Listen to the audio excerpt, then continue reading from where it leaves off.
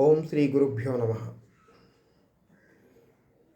ఈ సంవత్సరం వరలక్ష్మీదేవి వ్రతాన్ని ఎప్పుడు జరుపుకోవాలి అని కొంతమంది భావిస్తారు.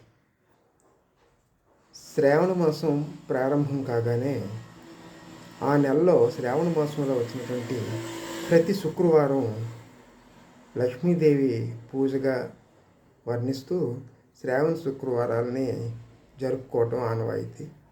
అయితే ప్రత్యేకంగా వరలక్ష్మీదేవి వ్రతాన్ని శ్రావణ శుక్లపక్షం పౌర్ణమికి ముందు వచ్చినటువంటి శుక్రవారం నాడు వరలక్ష్మీదేవి వ్రతాన్ని జరుపుకుంటారు.